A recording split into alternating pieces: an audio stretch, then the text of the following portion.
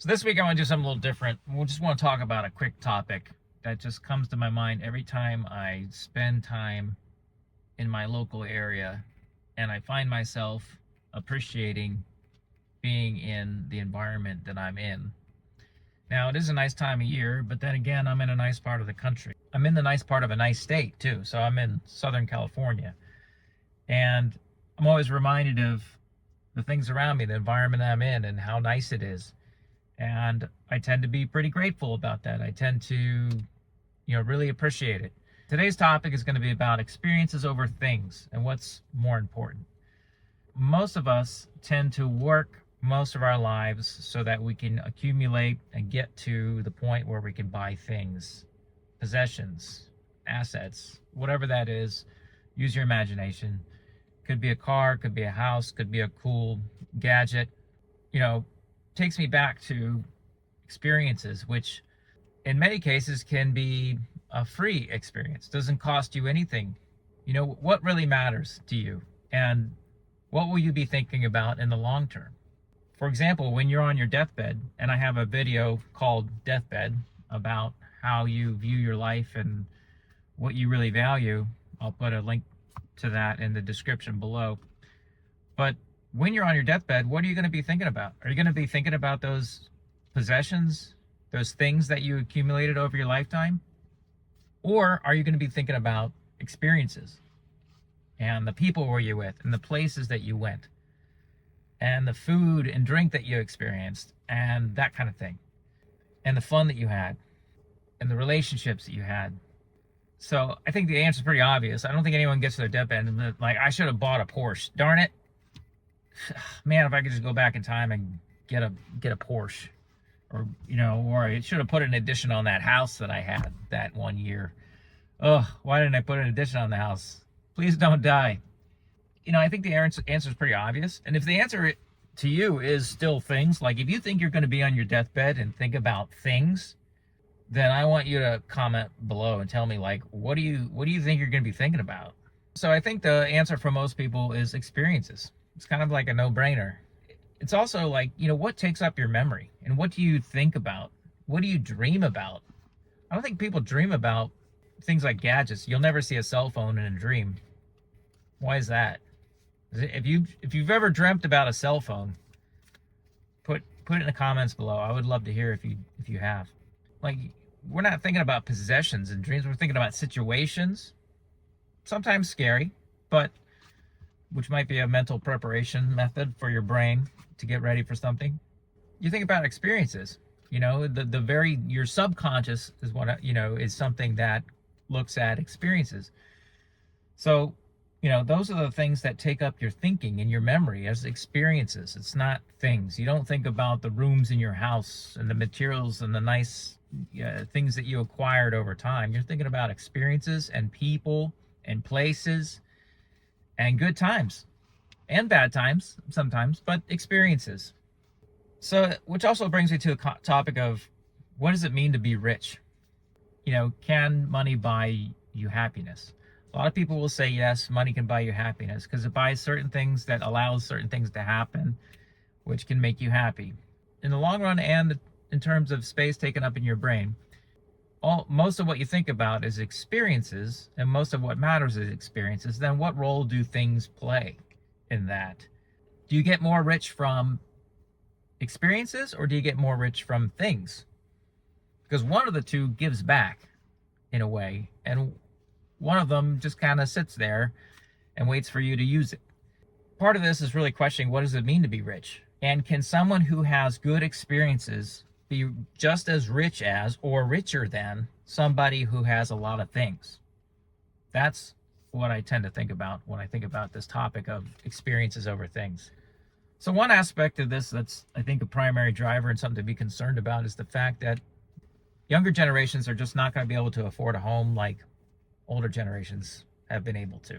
Up to now, homes have been reasonably affordable, but in 2026 for Generation Z, the chances of somebody coming out of college and buying a home is basically zero. And the chances of Gen Z working for 20 years and buying a home, that percentage is very low because homes are just going to continue to rise in price. Real estate is a good investment, but the prices, the incomes have not kept up with the price of homes. So housing has become unaffordable. There's an affordability crisis within our Gen Z and every generation after that. Home ownership basically won't be a thing. And what's going to replace that? I'll leave a link to a video that I did below on home ownership and how you don't have to necessarily own a home right away early in your life, and what maybe options that you might have there. Yeah, so Gen Z, my kids, unless they strike it rich somehow or get a really good job, I don't see them owning a home anytime soon. I also don't see them having to own a home. I don't see the point of it. And so all around me, this affordability keeps ringing the bells of, okay, is it not so important to own things? Maybe it's better to spend your resources that you gain from a job or an investment on experiences. And maybe that's the better route. Maybe that's the new rich, is, not bending over backwards so that at some point in your life you can be locked up in a mortgage owning a home. And in places like LA, where I live, Los Angeles, Southern California in general, is, the income to housing cost ratio is abysmal and maybe the worst in the country. So while the cost of housing is very high, incomes relative to that are very low.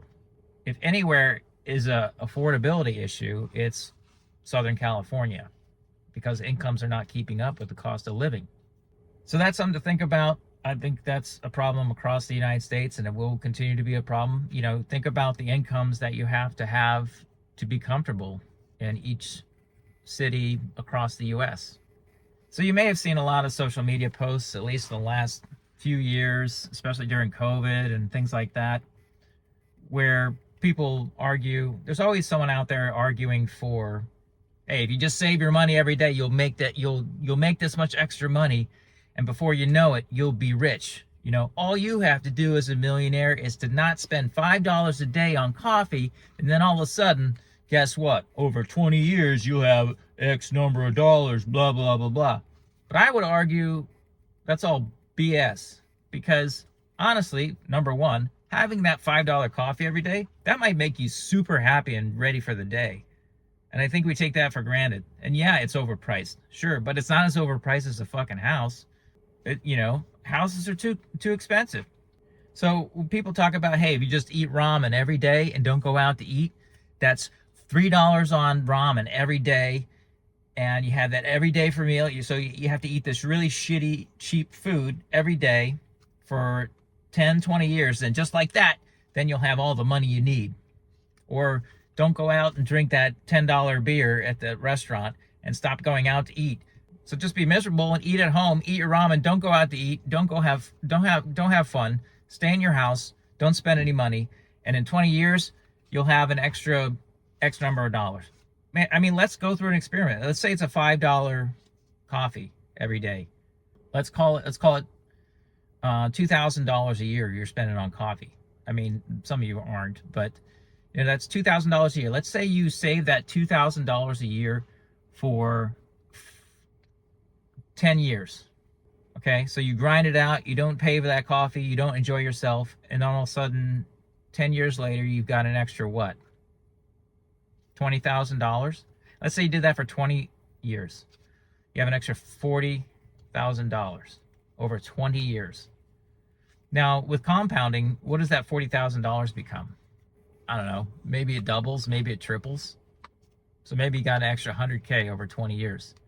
Let's just pause for a second. I'm in SoCal. What is 100K going to get me in a house? In a place where the average house costs two point something million dollars.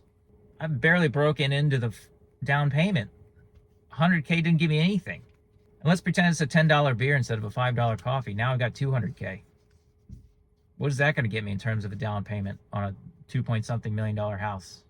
Whether I'm at 2 point something in Los Angeles or if I'm in 1 point something in Philadelphia.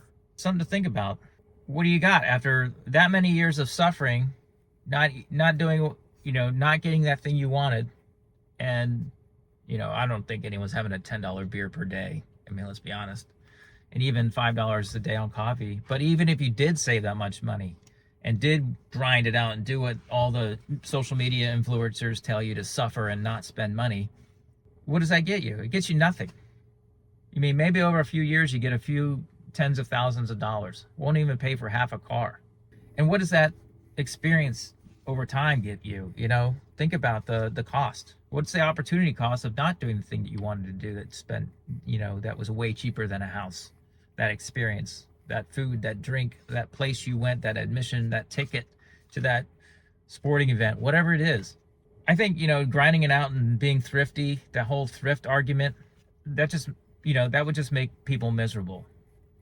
And anyone who's done that, like if you're truly happy, I want to hear about it. Like put in a comment below how you didn't do something for 5-10 years and how, you know, how you're reaping the benefit. I highly doubt that that's the case for anybody. And then there's a whole case of just, let's assume your goal is to buy a house, and that's a fair goal. Real estate's a great investment. But the only way you reap anything from that investment is if you kind of take a lifelong approach, especially if you're just trying to get from a, you know, nice house to a better house to a better house, or a nice house to an investment property to another investment property to another investment property. It's a lifelong journey, and it's not fun. First of all, your first house, you're going to have to occupy it. And again, if you're already rich and can do it, pay cash for a house, then this message is not for you. You know, you're fine, all right? You don't care. You can buy things, you can do it, have experiences, you can do all the above. So good for you. Have a nice life.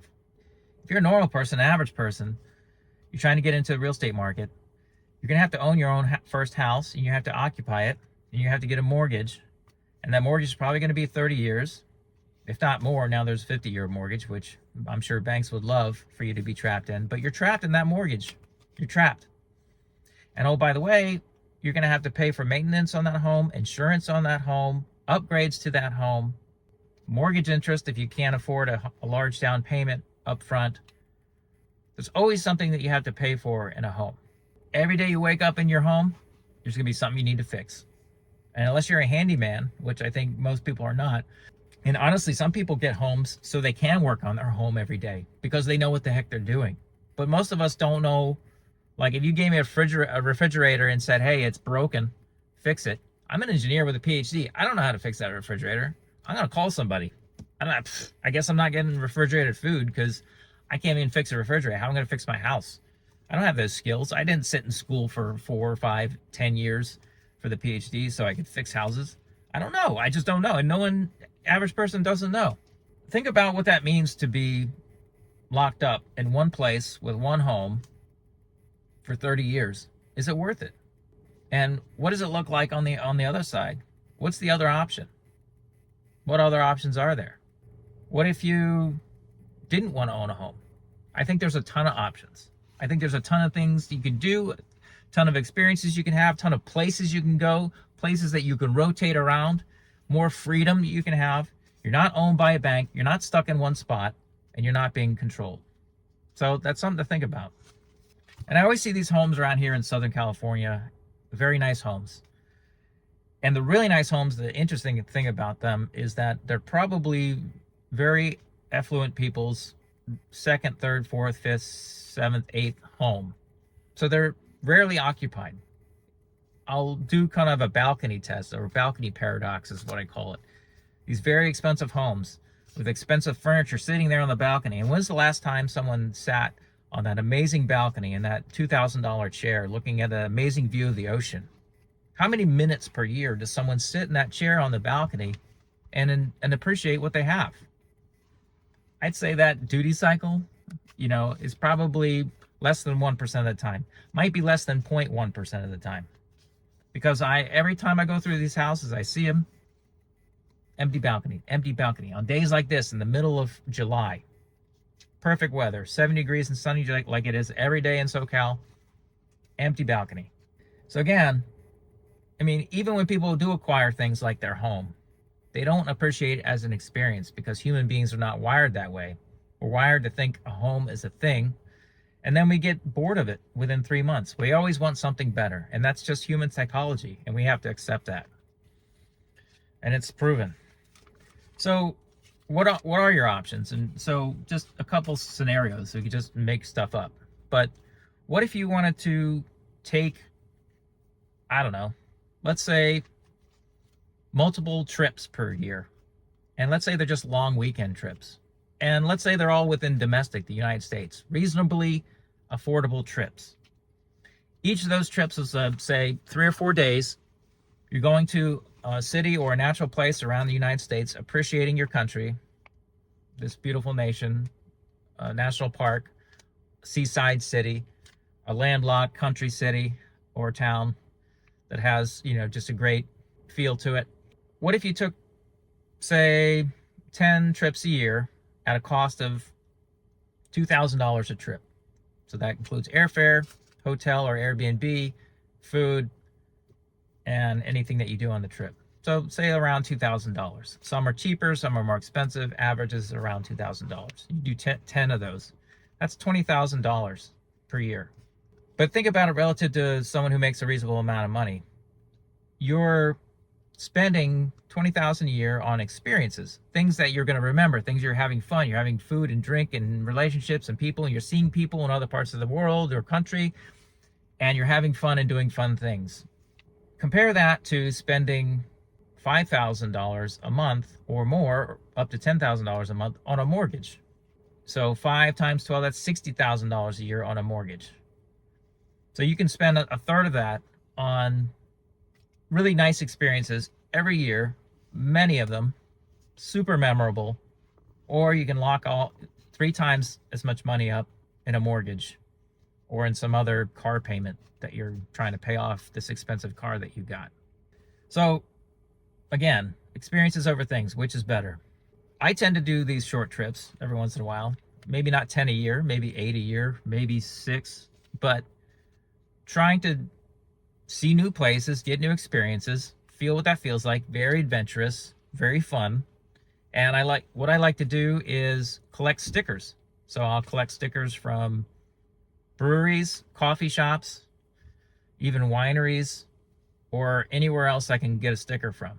But I have tons of stickers that I've collected over years of travel, years of experiences, and they stay with me as a reminder of that experience. And so I would recommend that's one fun way to, dress up your home where you're at so you can remember those experiences and be reminded that you should go do more and have more adventures.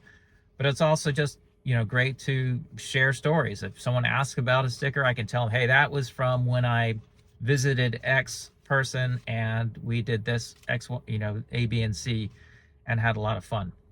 That's something I would highly recommend. So let's do another quick scenario. I thought of it while I was editing, which is, what if instead of taking trips, you decided you wanted to live in 4 places instead of 1? So let's do a scenario. Southern California, you're looking at like a $1-point-something million house, which is actually cheap. Let's say you find something more for like 1.2.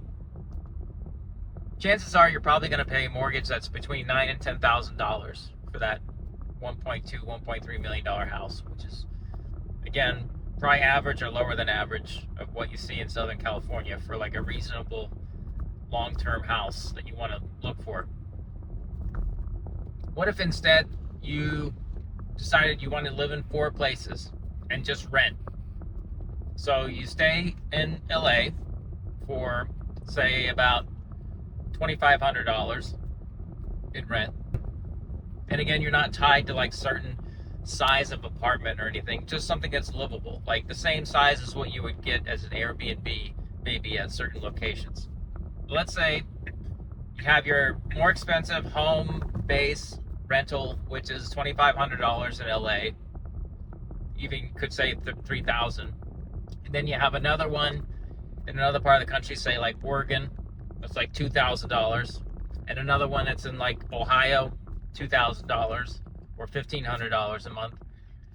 And then you have another one that's like kind of in the middle of nowhere, and it's like $1,000. Pick a state, doesn't matter. And that way you've got 4 places, 3, 2, 2, and 1. So that's like $8,000 a month. So what you could do, instead of paying $10,000 or more per month on a mortgage, you could spend $8,000 a month living in 4 different places, even assuming you couldn't sublet those rentals while you weren't there. Let's assume you can't. You're still saving $2,000 a month and living in 4 different places and going where you want to go. And this is obviously better for people who have grown children and can work remotely. But, let's say that you can do that. That could be a scenario where you just, rent and live in 4 different places and save money that way. And it's maybe a good use of your money because you have mobility. You can be in different places at different times of year, and it's not an issue. So something else to think about. So at the end of the day, you don't have to own something expensive. You just have to be. And in a lot of places, experiences are free. Like you can just go to a national park, you can go to a state park, a local city park, or a local monument, whatever that is. There's so many free things out there to do. And really, you just have to be. You don't have to own. You don't have to collect, and you don't have to manage, and you don't have to fix. So I would say, think about the things that last. In a sense, an experience is something that you invest in because it stays in your brain for a long time as something that was a positive experience for you. And that positive experience probably translates to physical and mental health. 1,000% translates to physical and mental health over time, relative to something that's just costing you money and costing you more money and then more money and then more money and just degrading and just deteriorating and decaying. There's 2 types of things out there. There's experiences that can stay and grow in your mind and really leave a mark. And then there's things which can cost a lot of money and decay and just cause stress over time. So I hope this provided some different perspective. I just wanted to riff and do something different for this video. I would say, what do you vote for? Experiences or things? If you had a life of experiences or a life of things. And if you, maybe there's a way you can find balance. But again, comparing the two, which are you going to remember looking back on your life? And which would you rather have looking forward in your life? So that's it for this week. I won't keep rambling on. Hope you enjoyed the topic. Comment below what your thoughts are. Until next time, keep thinking and being, and do not go gentle into that good night.